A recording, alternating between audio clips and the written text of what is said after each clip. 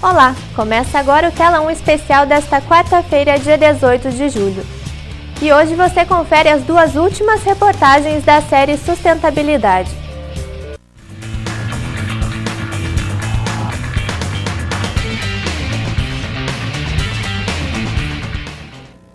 Nesta terça-feira exibimos as duas primeiras reportagens da série Sustentabilidade. Hoje você confere as duas últimas, e a terceira é sobre o lixo e destinação de resíduos. Pare para pensar no que você consome todos os dias. O suco no café da manhã, o alimento que come, tudo isso, independentemente da origem, vai parar no mesmo lugar, no lixo.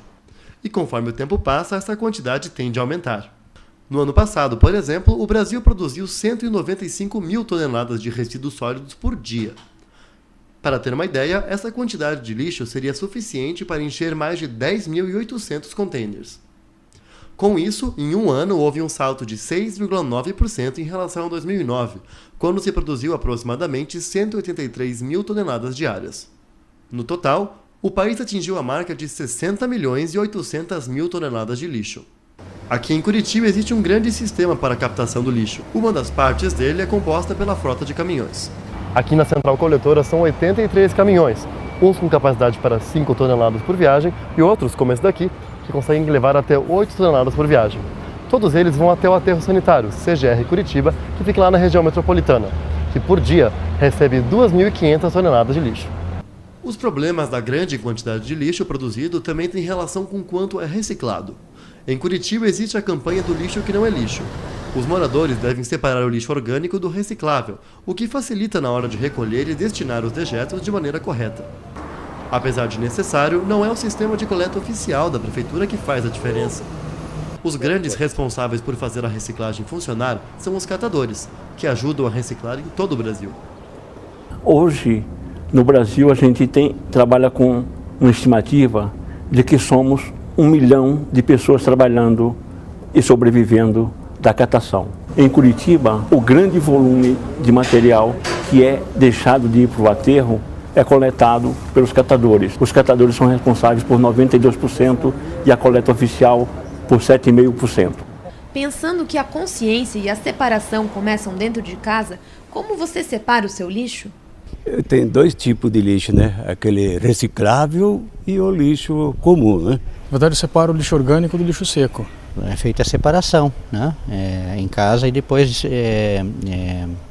dispensado no local adequado no prédio. Mas ainda existem dúvidas na hora de descartar corretamente os resíduos e não se sabe bem ao certo aonde eles vão parar. Já morei num prédio que tinha um tipo de separação e morei em outro que tinha um tipo de separação e morei em outro que não tinha separação nenhuma. Não adiantava se separar porque eles iam botar tudo junto de novo. Eu acho que ele não passa separado. Na verdade, ele fica nos sacos diferentes, na lixeira, mas aí eu não sei como é que é feito o recolhimento. A coleta seletiva é uma maneira inteligente e interessante no descarte do lixo. Através dessas lixeiras com cores diferenciadas e também com essas indicações, você sabe onde você pode descartar o seu lixo. Isso é muito importante porque não é só papel do catador e da coleta oficial a separação do lixo. Isso passa pelo indivíduo também, porque se não é dispensado corretamente aqui, ela não vai para o seu destino final correto, ou seja, o resíduo sólido ele vai para o aterro sanitário e o reciclável ele pode ser reutilizado de outras maneiras. Isso é importante para a saúde e para o meio ambiente. Pensando nisso, que o lixo não só faz parte da vida do cidadão comum, como também do governo, estão sendo criadas políticas públicas que incentivem a coleta seletiva. A Lei dos Resíduos Sólidos foi sancionada no final de 2010. O principal objetivo dessa política pública é acabar com os aterros sanitários até 2014. Atualmente, 43% do lixo coletado no país não tem a destinação correta. Depois que a lei foi aprovada e passou a ser obrigatória, os governos precisam tratar de maneira adequada os rejeitos produzidos. São 18 anos, quase 20 anos, tentando ter uma legislação e grupos de interesse econômico ficavam lutando, não deixavam acontecer isso. Cada um queria ver seu interesse e esquecia o interesse maior que é o da sociedade. Foi uma conquista. A gente precisa sair da lei, sair do papel. O Brasil tem muita lei no papel, mas pouca realidade. Então é a noção de realidade. Levar em cada lugar, ouvir todos e dizer, olha, seus políticos, vocês que são do governo, ouçam. A sociedade tem voz e ela quer se posicionar. A quarta e última reportagem da série Sustentabilidade é sobre energia elétrica. Consumir energia é quase tão comum quanto pensar.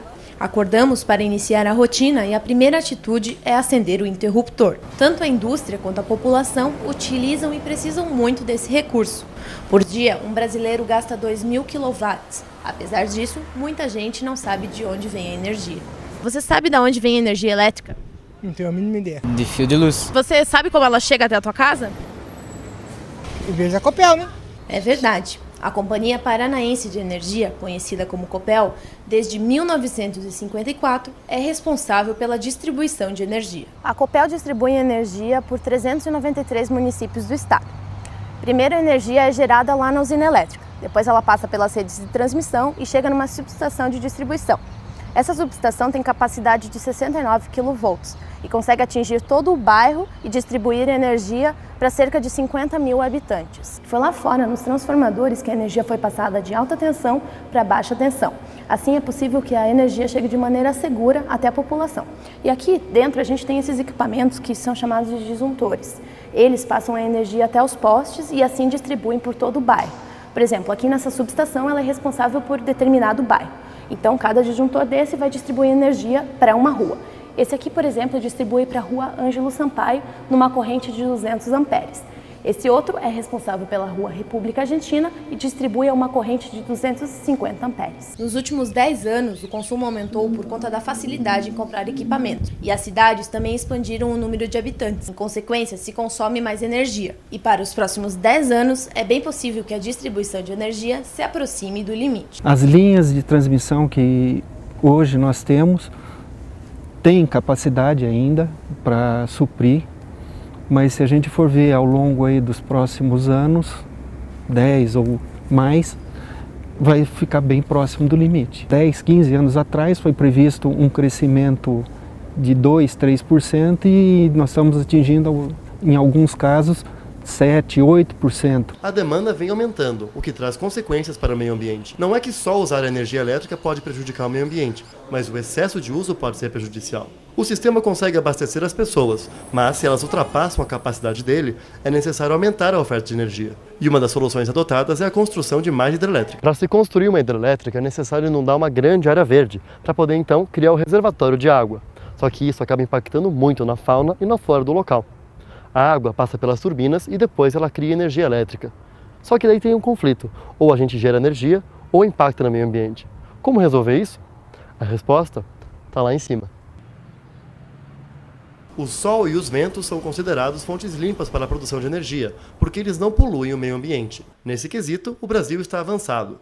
Segundo a Conferência das Nações Unidas para Comércio e Desenvolvimento, o país está em 5º lugar no investimento em fontes de energia limpa. O governo federal estabeleceu também uma meta. Até 2030, ele quer conseguir abastecer 75% do país com energia proveniente de fontes renováveis. Mas a situação não é tão promissora quanto parece. O engenheiro eletricista Salmo Postilnik diz que o investimento ainda não é suficiente e que muita energia disponível está sendo jogada fora. Existe muita energia disponível. A questão é a gente conseguir aproveitar essa energia e construir mecanismos mais baratos. Só que na medida em que a gente for utilizando mais, automaticamente esses mecanismos, esses equipamentos, eles vão se tornando mais baratos. Então é uma questão da gente investir para poder colher lá na frente uma energia limpa e barata. Enquanto essas fontes alternativas não ficam mais acessíveis, atitudes para diminuir o consumo podem começar em casa e dependem somente das pessoas. Uma ação que elas podem fazer é, primeiro, uma pressão sobre o governo, sobre as empresas, para que optem por energias limpas. De uma maneira geral, na utilização da energia nas suas casas, também no uso racional da energia.